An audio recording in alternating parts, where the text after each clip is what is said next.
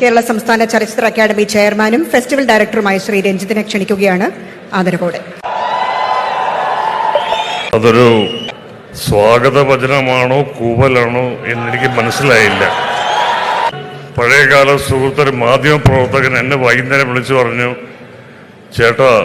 ചേട്ടൻ എഴുന്നേറ്റ് സംസാരിക്കാൻ വരുമ്പോൾ കൂവാൻ ഒരു ഗ്രൂപ്പ് തീരുമാനിച്ചിട്ടുണ്ട്. ഞാൻ പറഞ്ഞു നല്ല കാര്യമാണ്, കൂവി തെളിയുക തന്നെ വേണം.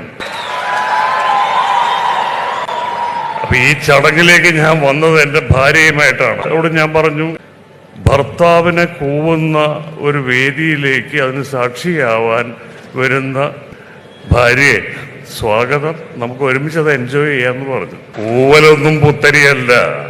1976 SFIയിൽ തുടങ്ങിയതാണ് ജീവിതം.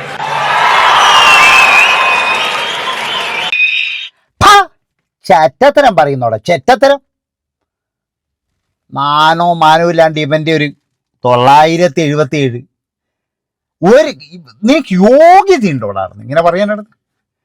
നമ്മുടെ രഞ്ജിത്ത് കഴിവ് ഏറിയ മനുഷ്യന്റെ വാക്കാണ് നിങ്ങൾ കേട്ടത്. അതായത് സമൂഹത്തിനോട് മൊത്തം പുച്ഛം, ഞാനെന്ന അഹങ്കാരം. ഇന്നലെ ഇപ്പോഴും കുളിക്കാതെ ജപമില്ലാതെ നനയ്ക്കാതെ ഇന്നലെ പ്രതിഷേധ സൂചകമാണോ എന്നറിയില്ല, ജയിലിൽ ഇന്നലെ ഒരു ഭക്ഷണം പോലും കഴിച്ചിട്ടില്ല എന്ന് പറയുന്നത്. അതായത് സ്വപ്നത്തെ പോലും അയാൾ കരുതിയിട്ടില്ല ഇങ്ങനെ അകത്താവുന്നു. ഒരു 8ന്റെ പണി എന്നൊക്കെ പറഞ്ഞു കഴിഞ്ഞാൽ 8ന്റെ പണിയാണ് കിട്ടിയിരിക്കുന്നത്. ഏതായാലും ആ സഹോദരി ഉണ്ടല്ലോ, ആ നടിക്കുണ്ടല്ലോ, ബിഗ് സല്യൂട്ട്. അത് മാത്രമല്ല, ഏറ്റവും വലിയൊരു ചെറ്റത്തരം എന്താന്ന് വെച്ചാൽ ഇതിന് കാവലിൽ നിന്നത് ഒരു ലേഡി. അതാണ് മനസ്സിലാക്കേണ്ടത്. ഇയാളും നടിയും കൂടി ഉള്ളിലുള്ളപ്പോൾ ഡോറിങ്ങനെ അമർത്തി പിടിച്ചുകൊണ്ട് അയ്യോ അയ്യോ, അതൊരു ലേഡി. എന്തൊരു അവസ്ഥയാണ് നമ്മുടെ നാട്. ഇവനൊക്കെ ആരുടെ സിനിമയിലെടുത്തത്?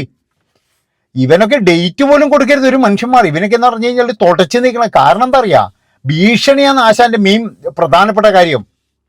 ആശാൻ പറയുന്നത് 977 ഞാൻ SFIയിൽ അംഗമായിരുന്നു, അവിടുന്ന് കിട്ടിയതാ കൂവല്ലെന്ന്. എന്തൊരു ആഭാസമായ വർത്താനാണ് ഇങ്ങനെ പറയുന്നത്. മനസ്സിലാക്കണം. ഈ ഒറ്റ വാക്കിന്റെ മുകളിലാണ് ഇദ്ദേഹം പിടിച്ചേക്കുന്നത്. ഈ ഒരൊറ്റ വാക്ക് പറഞ്ഞിട്ട് സകല ആൾക്കാരെയും ഞാനെന്തോ വലിയ കൊണാൻഡ്രാന്ന് പറഞ്ഞിട്ട് ഇവനൊക്കെ ഭയപ്പെടുത്തി നിൽക്കുകയാണ് ചെയ്യുന്നത്. അതാണ് നിങ്ങൾ മനസ്സിലാക്കേണ്ടത്. അത്രമാത്രം. കാരണം എന്താ വെച്ചാൽ ഞാൻ നിങ്ങളോട് പറഞ്ഞില്ലേ, ഒടുവിൽ ഉണ്ണികൃഷ്ണൻ എന്ന് പറയുന്ന മനുഷ്യന്റെ ശാപം ഉണ്ടല്ലോ, ഇവന്റെ 7 തലമുറ എടുത്തിട്ട് പോകുന്നേ എനിക്ക് പറയാനുള്ളൂ. 7 തലമുറ അനുഭവിക്കേണ്ടി വരും. ഇവനിപ്പോ പറയുന്ന കേട്ടാ, എൻ്റെ ഭാര്യ ഉണ്ടായിരുന്നു എന്ന്. നാണം കെട്ടവൻ. അയ്യോ, വളരെ മോശം. അതായത് ഇയാളുടെ സുഹൃത്തുക്കളെ മുഴുവൻ നമുക്കറിയില്ലല്ലോ വൃത്തിയായിട്ട്. ഇയാളുടെ സുഹൃത്താണ് ആലപ്പി അഷ്റഫ്. ആലപ്പി അഷ്റഫ് എന്ന് പറഞ്ഞു കഴിഞ്ഞാൽ 6-ാം തമ്പുരാൻ എന്ന് പറയുന്ന സിനിമയിൽ സായികുമാറിന്റെ കൂട്ടുകാരനായിട്ട് വന്ന ആലപ്പി അഷ്റഫ്. ഈ ആലപ്പി അഷ്റഫ് ഇയാളുമായിട്ട് അത്ര വലിയ കമ്പനിയായിട്ട് കൂടി ആലപ്പി അഷ്റഫ് പറയുന്നത് സ്ത്രീകൾ, അതായത് വിനോദാവാദി എന്ന് പറഞ്ഞ സിനിമ മാത്രമല്ല, അയാൾക്ക് സ്ത്രീകളും അത് തന്നെയാണ്. അതായത് സ്ത്രീകളെയും അതുപോലെ തന്നെയാണ് ഇയാൾ കണ്ടിരിക്കുന്നത്. സ്ത്രീകളെയും ആ ഒരു ചുറ്റുപാടിലാണ് ഇയാൾ കണ്ടിരിക്കുന്നത്. അപ്പൊ ഇയാളുടെ ലക്ഷ്യം തന്നെ ഇത്രയും മൂത്ത അരച്ചിട്ട് വരെ ഇവനൊന്നെന്ന് പറഞ്ഞു കഴിഞ്ഞാല് ആ ഒരു ഇത് മാറുന്നില്ലല്ലോ എന്നാണ്. അതുകൊണ്ടാണ് ഞാൻ പറയുന്നത്, ആ ഒരു സാധനം ഉണ്ടല്ലോ, ആ ചുക്കാമണി, അതായത് ആ മൂത്ത നരച്ച് പിന്നെ എന്താ പറഞ്ഞിട്ട് വെലിഞ്ഞുണങ്ങിയ ചുക്കാമണി, ആ സാധനം ഓപ്പറേറ്റ്, അതാണ് വേണ്ടത്. അതായത് അതെടുത്ത് കളയാ. എൻ്റെ അഭിപ്രായത്തിന് തെരുവോ പട്ടികളെയൊന്നും അല്ല നമ്മൾ വധീകരിക്കേണ്ടത്, നമ്മൾ ഇവനെ പോലെയുള്ളവനെയാണ്. മനസ്സിലായി? ഇവൻ്റെയൊക്കെ എന്ന് പറഞ്ഞു കഴിഞ്ഞാൽ ശേഷി കുറക്കണം. അപ്പോഴും മാത്രമേ പെണ്ണുങ്ങൾക്ക് രക്ഷയുള്ളൂ, ഇല്ലെങ്കിൽ രക്ഷയില്ല. നിങ്ങൾ ആലോചിച്ച് നോക്കറാ, മക്കളുണ്ട്, മക്കളുണ്ടാവും.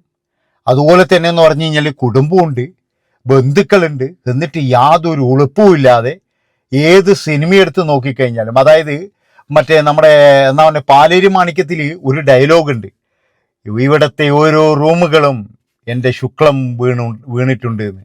അമ്മാതിരി ചീപ്പായിട്ടുള്ള ഒരു സംവിധായകനാണ് ഈ രഞ്ജിത്ത് എന്ന് പറയുന്നവൻ. അതായത് ഇവനെ താങ്ങിക്കൊണ്ട് നടക്കുന്നതല്ല, എല്ലാവരെയും ഭയപ്പെടുത്തിയിട്ട് ഇവൻ താങ്ങിക്കുന്നതാണ്. കാരണം എന്താണെന്ന് വെച്ച് കഴിഞ്ഞാൽ ഇവന്, അതായത് ഭരണകക്ഷിയിലെ പാർട്ടിയുമായിട്ട് ഭയങ്കര ബന്ധമുണ്ട്, അവരെന്നെ സംരക്ഷിച്ചു കൊള്ളും, എന്തെങ്കിലും പറഞ്ഞു കഴിഞ്ഞാൽ ആ പിള്ളേർ കയറി ഇടപെട്ടുകൊള്ളും, അങ്ങനെയുള്ള ഒരു ധാർഷ്ട്യം.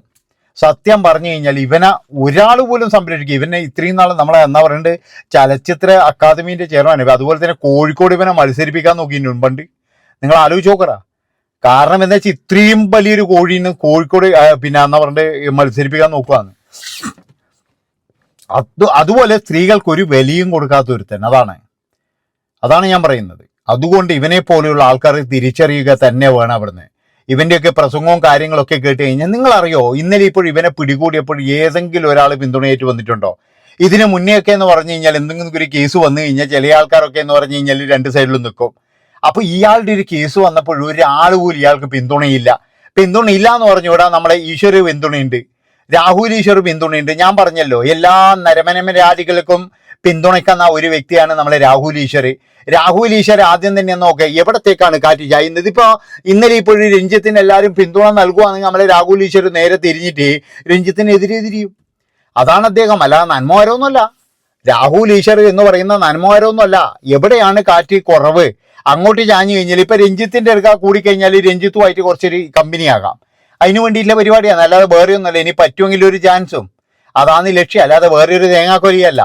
അപ്പോൾ രഞ്ജിത്താണെങ്കിലോ ഇവരങ്ങ് എൻ്റെ കൂടെ നിന്നല്ലോ എന്ന് ആലോചിച്ചിട്ട് രഞ്ജിത്തും എന്തെങ്കിലും കൊടുക്കുകയും ചെയ്യും.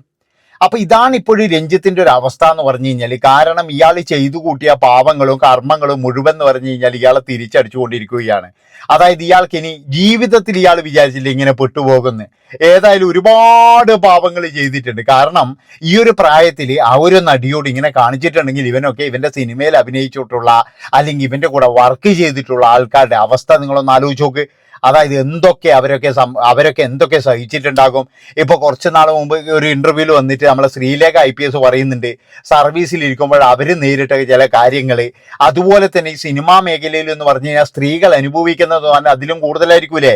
അതായത് പോലീസ് ഓഫീസർക്ക് അതാണെങ്കിൽ നിങ്ങൾ ആലോചിച്ച് നോക്കൂ, സിനിമാ മേഖലയിലൊക്കെ എന്ന് പറഞ്ഞു കഴിഞ്ഞാൽ ഇതിന്റെ ഉസ്താക്കന്മാരായിരിക്കും അറിഞ്ഞ്. അതാണ് ആലോചിക്കേണ്ടത്. അതായത് ഇവനൊക്കെ എന്ന് പറഞ്ഞു കഴിഞ്ഞാൽ ഇതിൽ അഗ്രഗണ്യനായിരിക്കും. ഒരു സ്ത്രീക്ക് പോലും എന്ന് പറഞ്ഞു കഴിഞ്ഞാൽ ഇവന്റെ സിനിമയിൽ അഭിനയിച്ചിട്ടുണ്ടെങ്കിൽ ഇവൻ സ്വൈര്യം കൊടുത്തിട്ടുണ്ടാവില്ല. ഉറപ്പായിട്ട് പറയുന്നതാണ്, ഇവൻ സ്വൈര്യം കൊടുക്കൂല അവിടുന്ന്. കാരണം ഇവൻ അതുപോലെയുള്ള ഒരു എന്നാ പറയണ്ടേ, എല്ലാവരോടും വളരെ മോശമായിട്ട് പെരുമാറുന്ന. കൃത്യമായിട്ട് ആലപ്പി അഷ്റഫിന്റെ ആ ഒരു ഇത് വായിച്ചാൽ മതി. അയാൾക്കൊക്കെ എന്ന് പറഞ്ഞു കഴിഞ്ഞാൽ ഒരുപാട് പരിചയമില്ലല്ലേ. നമുക്കറിയാലോ സിനിമാ മേഖലയിൽ എന്ന് പറഞ്ഞു കഴിഞ്ഞാൽ കുറെ ആൾക്കാർ എന്ന് പറഞ്ഞു കഴിഞ്ഞാൽ നമുക്ക് എല്ലാവർക്കും അറിയുന്ന കാര്യമാണ്. അത് അവിടെ എല്ലാം നടക്കുന്നുണ്ടാകും, ഇല്ല എന്നൊന്നും പറയാൻ പറ്റൂല. പക്ഷെ കുറെ ആൾക്കാർ എന്ന് പറഞ്ഞാൽ ഭയന്നിട്ട് മിണ്ടാതിരിക്കും. എന്താണെന്ന് വെച്ച് കഴിഞ്ഞാൽ ചിലപ്പോൾ വഴങ്ങിയിട്ട് നിൽക്കും. ഇനിയിപ്പോൾ ഇവൻ പിന്നെ ഞങ്ങൾ ഒഴിവാക്കിയാലോ എന്ന് ഭയന്നിട്ടിരിക്കും. അങ്ങനെയൊക്കെ ചില ആൾക്കാർ എന്ന് പറഞ്ഞു കഴിഞ്ഞാൽ വഴങ്ങിക്കൊടുത്തിട്ടുണ്ടാകും.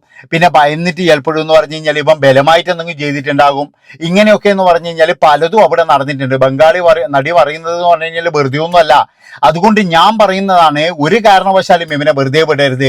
ഇനിയും അനുഭവങ്ങളുള്ളവർ തുറന്നു പറയാൻ, അതായത് ആ യുവ നടിയെ പോലെ അല്ലാതെ ഇതിനു മുന്നേ വന്ന ചില കീടങ്ങളെ പോലെ എല്ലാം കൂടി ഇതാക്കിയിട്ട് രഞ്ജിത്ത് എന്ന് പറയുന്നവൻ ഇത്രയും വർഷങ്ങൾ ഇവിടെ കളിച്ചിട്ട് ഒരാൾ പോലും ഉണ്ടായിട്ടില്ല. ആകെ മിണ്ടിയത് എന്ന് പറഞ്ഞു കഴിഞ്ഞാൽ ഒരു ബംഗാളി നടി മാത്രമാണ്. അതുപോലെ രഞ്ജിത്തിന് എന്ന് പറഞ്ഞു കഴിഞ്ഞാൽ ഇതുണ്ടായിരുന്നു, എന്നാ പറയേണ്ടത്, ഒരു പ്രൊട്ടക്ഷൻ ഉണ്ടായിരുന്നു. പക്ഷേ എല്ലാ ഇതും തെറ്റിച്ചുകൊണ്ട് ആ ഒരു യുവ നടി പരാതി കൊടുത്തപ്പോഴും രഞ്ജിത്തിനെ സംരക്ഷിക്കാൻ വേണ്ടിയിട്ട് ഒരു നമ്മുടെ അസോസിയേറ്റ് ഡയറക്ടർ എന്ന് പറയുന്ന ഒരു സ്ത്രീയും പിന്നെന്ന് പറഞ്ഞു കഴിഞ്ഞാൽ ഒരു നടൻ ബോബി കുര്യൻ എന്നാണ് പറയുന്നത്, അവർ രണ്ടുപേരും കൂടിയിട്ടാണ് ഇയാളെ രക്ഷപ്പെടുത്തി കൊണ്ടുപോയിട്ട് അവൻ്റെയൊക്കെ ഞാൻ പറയുന്നില്ല അവിടുന്ന് നാണോ മാനോ ഉളുപ്പും ഉണ്ടായി. എൻ്റെ ബോബി കുര്യൻ, നിനക്കൊക്കെ ഇഷ്ടംപോലെ സ്വത്തും പണവും കാര്യങ്ങളും സ്റ്റാറ്റസും ഒക്കെ ഉള്ളതല്ലേ, ഇതുപോലെ തൂറിയോനെ ചുമന്നിട്ട് തീട്ടനാറിൻ്റെ അവസ്ഥ വന്നല്ലോ എന്ന് എനിക്കല്ലോ. അതാണ് ഞാൻ ആലോചിക്കുന്നതാണെന്ന്. നിൻ്റെയൊക്കെ അവസ്ഥ എന്ന് പറഞ്ഞു കഴിഞ്ഞാൽ വളരെ പരിതാപകരം തന്നെയാവും മോനെ. കാരണം ഇങ്ങനെയുള്ള മനുഷ്യന്മാരെ താങ്ങുമ്പോഴും നമ്മൾ വളരെയധികം സൂക്ഷിക്കണം. എന്താണെന്ന് വെച്ചാൽ ഇവന്മാർ നാറ്റക്കേസാണ്. ഇവന്മാരെ നമ്മൾ വിചാരിക്കുന്നതല്ല. ഇവന്മാർ എന്ന് പറഞ്ഞു കഴിഞ്ഞാൽ നാറ്റങ്ങളാണ്. സിനിമയിലെ കെട്ട് പൊയ്ത്തവരാണ്. ഈ രഞ്ജിത്തിനെ പോലെയുള്ള ആൾക്കാർ പൊയ്ത്തവരാണ്. അവരെ നമ്മൾ ചുമക്കാണ്ടിരിക്കുക. ഏതായാലും ഇന്നലെ എറണാകുളം സബ് ജയിലിൽ ഇങ്ങനെ കിടക്കുന്നുണ്ട് ആശാൻ എന്നാണ് പറയുന്നത്. അതായത് എന്താണെന്ന് വെച്ച് കഴിഞ്ഞാൽ ഭക്ഷണം വേണ്ട, അതുപോലെ തന്നെ നാറി കുത്തുവാളിയെടുത്ത് ഒരാൾ പോലും തിരിഞ്ഞു നോക്കാത്ത ഒരു പുഴുത്ത അതുപോലെയാണ് കിടക്കുന്നത്. വേറെ ഒന്നും അല്ലടോ.